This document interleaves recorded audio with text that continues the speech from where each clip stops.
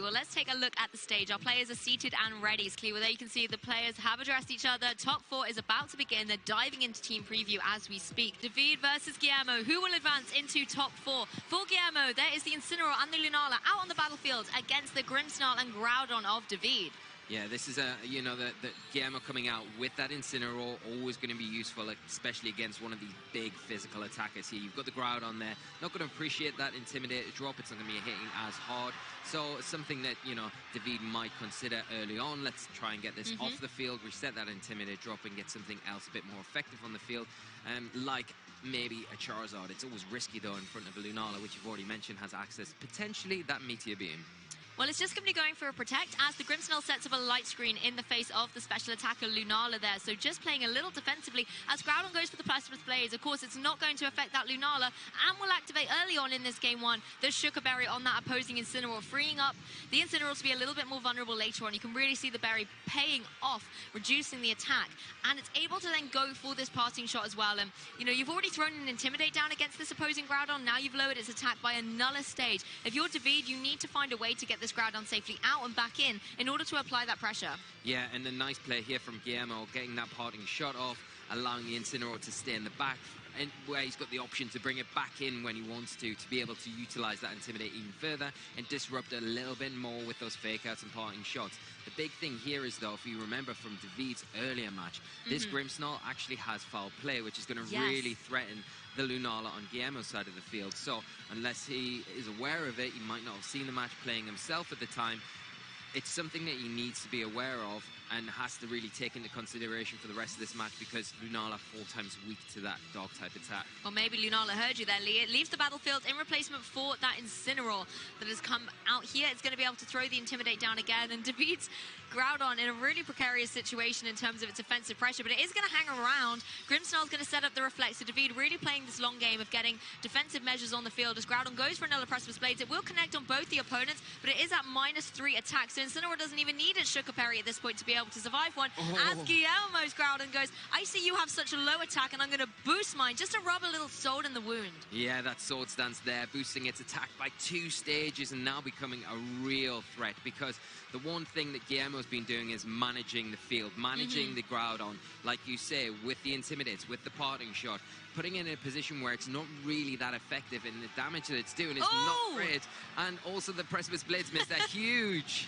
The Precipice Blades of Guillermo's Groudon is going to connect on both of Davide's Pokemon, but thanks to that Reflect, it's helping out against that Sword Stance boosted Groudon. But heartbreak for Davide, missing the Precipice Blades, and then the opposing Groudon gets the connect. I mean, this poor Groudon needs a break on Davide's side. Yeah, it's unfortunate sometimes, and this is what can happen with these low accurate attacks. They can and do sometimes miss a crucial points.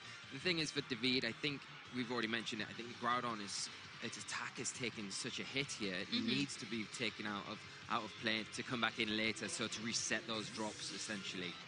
Well, Guillermo's going to be the one making a switch, and Lunala is going to rejoin the action here in replacement of that Incineroar. As the Grimmsnarl goes for Trick on Davide's side, it's going to shake things up a little bit and throw its item over to the opposing Groudon that now has a lagging tail. And the White Herb, interestingly enough, comes back to the Grimmsnarl, so it's going to hold on to that a little bit.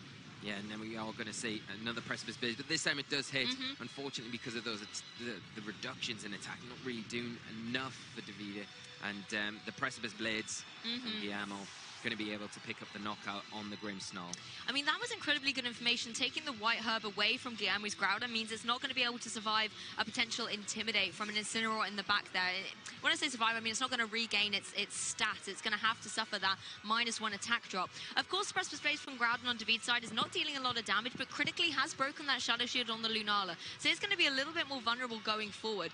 I mean, the Grimmsnarl has been KO'd at this point. You don't have to worry about foul play, but Lunala still doesn't want to take some big damage from something like this Charizard, considering both players still have access to their Dynamax. Yeah, and that's the big thing here. There is always a possibility that Lunala could be a Dynamax option here. It can go for that Max Rockfall if it's got access to that Meteor Beam. So that's something that Charizard may need to be a little bit wary of. But again, Davide in a great position here to go for that Gigantamax with the Charizard. It's got the Sun on the field. It's going to be able to put down some huge damage onto either the Groudon or that Lunala that has had its Shadow Shield broke. Well, the Charizard going to capitalize on the fact that the sun is in the sky thanks to the drought ability of Groudon, and is in a prime position to go for something like a G-Max Wildfire and start setting the residual damage out on Guillermo's side of the battlefield. But Guillermo's also going to go for a Dynamax here. And it'll be interesting to see which Pokemon this will be, because it could be that Groudon. It has got the Sword Stance boost already, so it will be hitting extremely hard, and that is what the Pokemon Guillermo's decided to go with. I mean, we've seen Guillermo's Groudon already moving slower than Davide's one. It has got that lagging tail now as well, so it would be moving last in its priority bracket anyway. But that does indicate it might have that little bit of extra bulk. There is the Meteor Beam coming out, though, from this Lunala, and this is something that Charizard does not want to face, but it does run the risk of not being the most accurate of moves. It gets the special attack boost, and then thanks to its Power Herb, will be able to charge, and you can see it is going to connect here and find its mark down. I believe on this opposing Charizard, this is going to hurt Lee, but actually it's the Groudon, and just, doesn't even pick up the KO. Just misses the knockout. Oh, and Charizard can go for the G-Max Wildfire, breathing a sigh of relief that it was not the target of that Rock-type move, and it will not be able to get the KO on Groudon, but I think critically will start that residual damage on the field. That was not how I expected this turn to go. In fact, even more surprises, Shadow Claw comes up and gets the KO on the Lunala. Critical hit. Huge critical hit. Taking down the Lunala, taking it out of play. It's just got that Meteor Beam boost to its special attack, so it was in a great position. Missed the knockout on the Groudon by 4 HP, and now it has, unfortunately, fallen to that Shadow Claw. And the Charizard falls to the max Rockfall. I mean, that was certainly not how I expected it to play out. In fact, it was the Groudon able to get the KO on that opposing Lunala, and then the Groudon on Guillermo's side getting the KO on the Charizard. I was sure that Meteor Beam was going to go into the Charizard instead of the Groudon, and you can see what Guillermo was trying to do.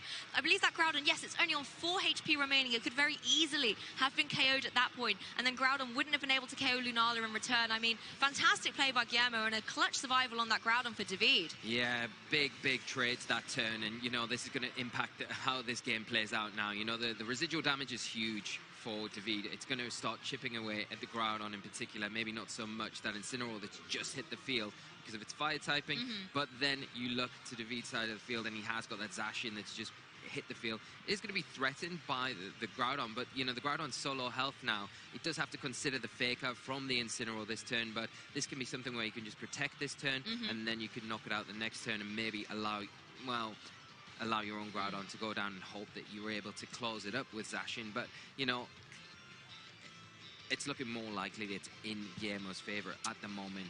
Well, the Groudon looks to be a little bit stuck, and it is going to be KO'd by that Fake Out. I mean, we saw earlier that Davide is running that Assault Vest variant, so it doesn't have the utility to be able to protect.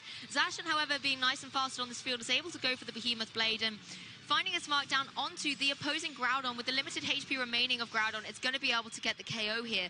The issue is, at this stage now, what Pokemon is going to be coming in the back for Guillermo? Yeah, and the options that he got, obviously, are the Reggie Alecki could be an option to come in. The Charizard could be an option. You've got to hope that it's probably not the Grimmsnarl, because that's not going to be super really that effective, but it is the Charizard, of course. You have brought your Groudon to this match, so this is a perfect position for Guillermo. Managed the field very well. Bit unfortunate that he just missed the knockout on that Groudon, because I think it would have been a bit more streamlined for him to probably close this first matchup for him. But that's how things go sometimes.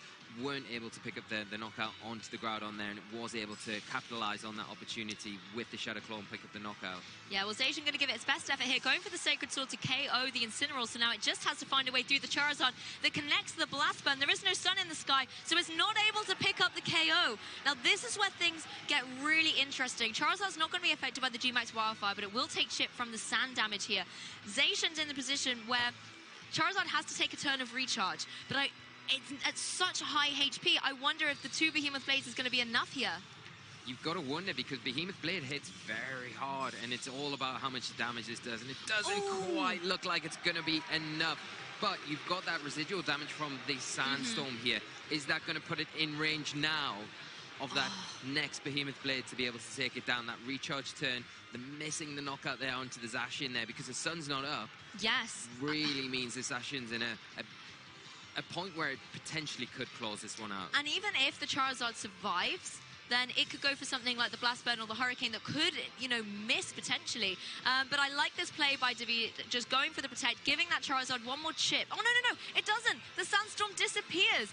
Now things get really interesting. Yeah, and, you know, this is the one time where you're thinking, I need this to just be one more turn of Sandstorm. It all comes down to whether or not this hits and is enough. The Behemoth Blade connects on the Charizard, but it is not enough to pick up the KO against it. 30 hit points remaining, and Charizard goes for Blast and does manage to catch. So Guillermo Castilla will take game 1 in this top 8 set. I mean, what fantastic positioning by Guillermo in this one. That was so close between two players right until the end there. That was incredible from both players. It really could have gone either way, you know. I think if the Sandstorm had stayed up, maybe that one extra turn, it might have been enough. But you were kind of thinking, when the Charizard was sitting at full health, you think, this is over now. The Zacian doesn't really have a chance, but you can see how well Davide's trained his Zacian to be able to take that Blast Burn. A big, powerful attack from Charizard. I know it wasn't Dynamax, I know it wasn't in the sun, Gigantamax, I should say, but it's still a very strong attack. It's one of the strongest fire-type attacks that Charizard has access to. Well, Davide's leading out with the Grimmsnarl and Groudon once again, and Guillermo's got the Incineroar and the Lunala. Now, like you just mentioned, Lee, one of Guillermo's key strategies in Game 1 was to really neutralize the pressure that Groudon could have, and I wonder if Davide's going to allow that to happen for a second time.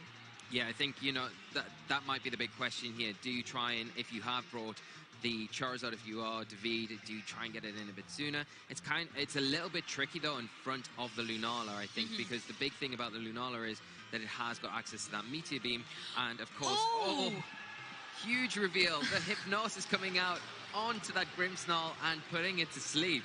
I mean, absolutely not a surprise here. A blind Hypnosis connecting, and the Precipice Blades from the Groudon on Davide's side going to be able to find its mark with both targets. Precipice Blades going into Lunala, breaking that Shadow Shield and activating the Sugar Berry on the Incineroar. So it's not going to be able to have that going forward.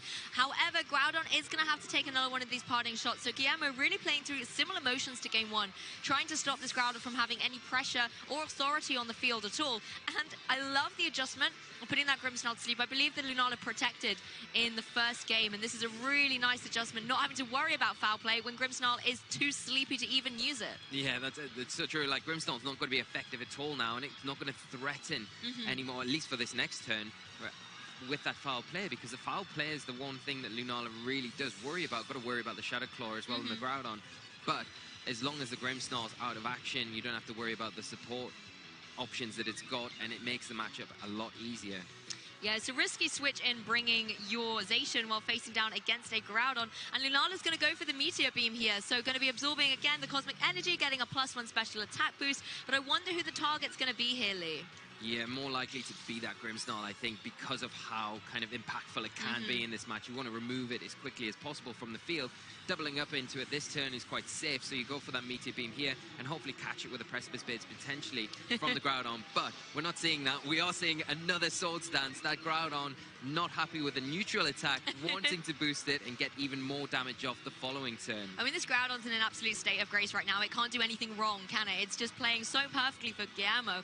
And I think the interesting thing is you switch the Zacian in thinking, hey, I think Guillermo's just going to click that Sword Stance button again. You don't want to switch it in and have to take a Precipice Blades. You can see as well Grimmsnarl's light screen that was able to get up before it fell asleep, paying off a little bit. The Meteor Beam didn't do as much damage, but I think the critical thing here is that Lunala has now got that +1 special attack boost, and Zacian's in a really difficult situation. If Lunala wants to protect, Groudon can try and deal with that Zacian before it can use its speed advantage to deal with the Lunala. Yeah, and you've also got the option here at any point for this Groudon, if Guillermo decides to go for that Dynamax. But I think he's going to be probably a little bit more patient here, as we do see a Behemoth Blade from the Zacian into that Groudon. That does so much damage into the Groudon. Lunala going to be moving first out of the restricted duo on Guillermo's side, and this Moongeist Beam is going to be finding its mark down on the opposing Zacian, just doing about a third of damage as Groudon follows up with the Precipice Blades, but it will avoid the Grimmsnarl.